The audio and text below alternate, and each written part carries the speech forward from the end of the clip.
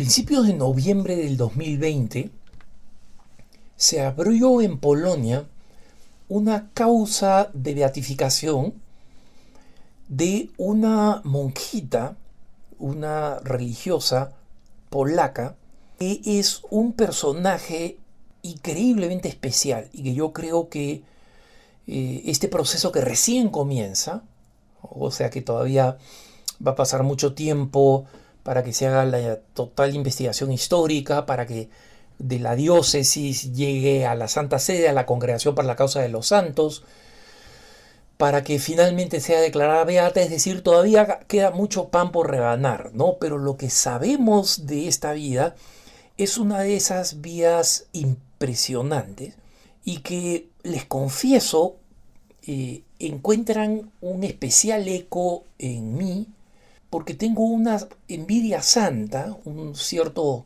anhelo y nostalgia espiritual por algo por el que el Señor no me ha llamado, por lo menos no todavía, ¿no?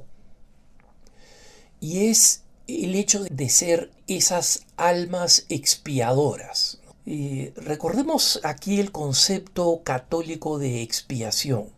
Todos sabemos que el pecado es un veneno que contamina al mundo entero y que es una profunda contaminación espiritual que tiene consecuencias que van más allá de el acto hecho a escondidas o en público o lo que sea, y que tiene consecuencias que van más allá incluso del perdón que recibimos en el sacramento de la confesión, que es real, ¿no? Y que nos borra el pecado, pero las penas, las consecuencias de ese pecado siguen vigentes. El que inventó la píldora anticonceptiva, por ejemplo, era un médico entusiastamente católico. Iba todos los días a misa antes de ir al laboratorio donde creó la píldora anticonceptiva.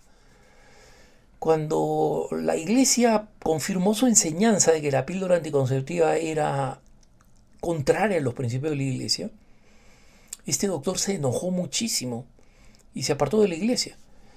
Si es que él, y Dios quiera en su infinita misericordia que se haya arrepentido al final y él se haya confesado antes de morir, las consecuencias de lo que hizo siguen, ¿no? Y siguen como una tremenda catarata de mal alrededor del mundo. Por eso es que grandes apariciones como la de Fátima, por ejemplo, como la de Lourdes, como la de la Salete, estoy hablando acá de apariciones confirmadas por la iglesia, ¿no? Todas estas apariciones y las experiencias de algunas personas místicas espiritualmente, reconocidas como tales por la iglesia, pienso en Santa Rosa de Lima, por ejemplo, que muere en sus tempranos 30, o San Pío de Pietrelcina con los estigmas, son almas que cumplen de manera privilegiada esta expiación, es decir, tenemos que, a través de la penitencia, el sufrimiento, la oración profunda y la caridad, los actos específicos de caridad, las obras de misericordia, tenemos que expiar. Y todos los católicos tenemos la posibilidad de expiar.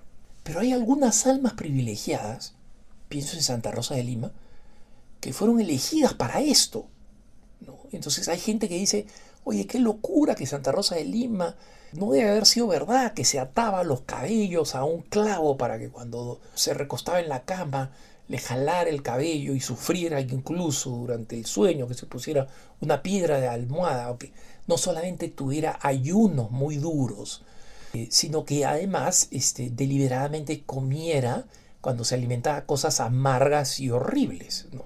Para un mundo que no entiende el misterio de la expiación, estas cosas son una locura. Santa Rosa de Lima era loca, ¿no? Habla con un psicoanalista de medio pelo hoy en día, en el Perú o en cualquier otro lado, y te van a decir eso, ¿no? Digo el Perú porque Santa Rosa de Lima es de Lima, ¿no? Es peruana, ¿no? Pero el Señor ha escogido estas almas, y una de ellas es esta religiosa, una de esas almas privilegiadas, y que quiero que estén enterados porque, como digo, yo creo que el nombre de esta de esta religiosa va a sonar mucho, ¿no? Y si alguno dice, bueno, oye, pero ¿por qué recién ahora ha comenzado su causa de beatificación? Porque murió en el 2003, ella nació en 1907 y murió en el 2003, o sea, vivió una vida muy larga. Esta religiosa pertenecía a la congregación de las Hermanas de los Ángeles, ¿no?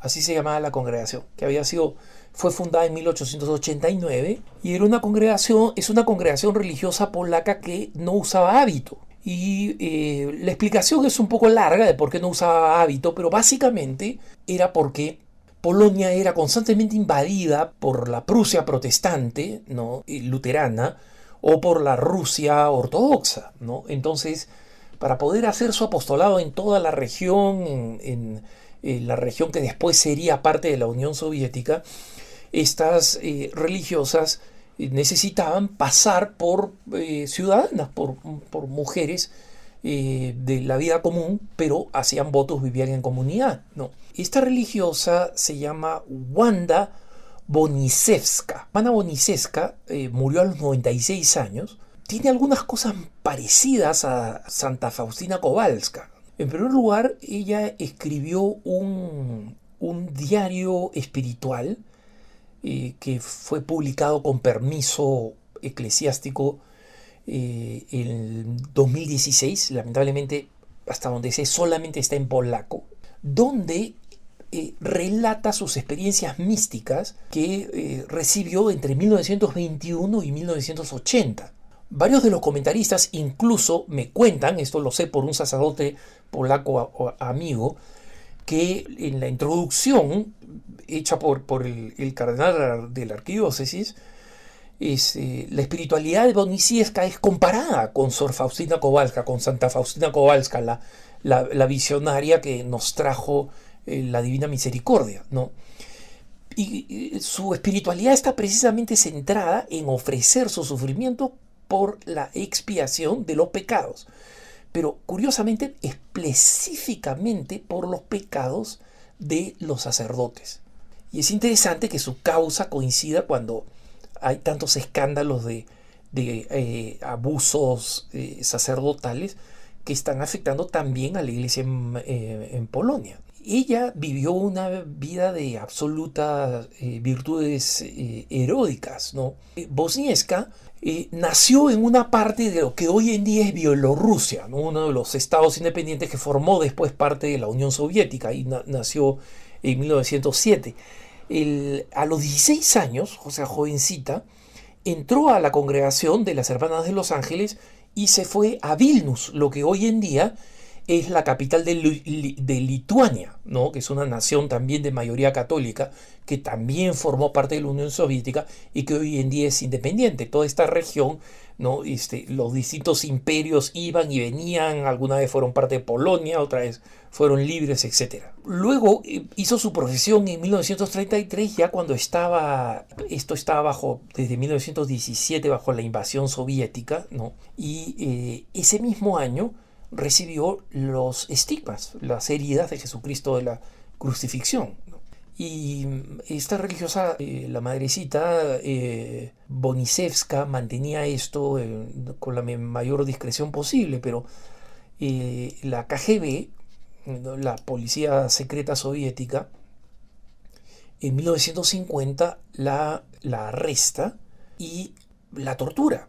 Básicamente era un régimen satánico, ¿no? Porque, o sea, obviamente las torturas son para saber qué cosas sabes, quiénes son enemigos del Estado, supuestamente es para proteger el Estado, ¿no?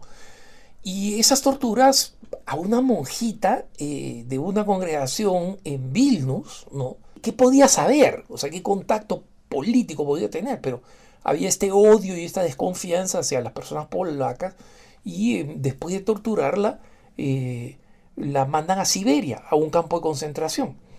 Finalmente la liberan en 1956 y ella puede retornar a Polonia, que seguía estando bajo la bota soviética, pero por lo menos era su país de origen, ¿no? Allí se instaló en un pequeño pueblo al sur de Varsovia, de la capital. Allí vivió su vida con estos estigmas, con estas experiencias místicas, con este sufrimiento cotidiano, estos dolores especiales que ofrecía hasta el fin de sus días por las almas, para reparar por los pecados de los sacerdotes y las almas de los sacerdotes que estaban en el purgatorio. Entonces, no olviden este nombre, hermanitos. En Así Prensa hemos publicado una noticia, ¿no? Wanda Bosniewska.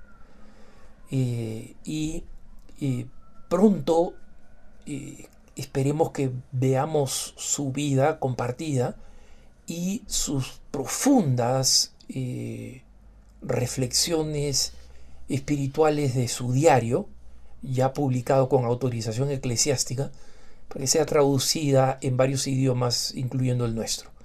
Que tengas un buen día.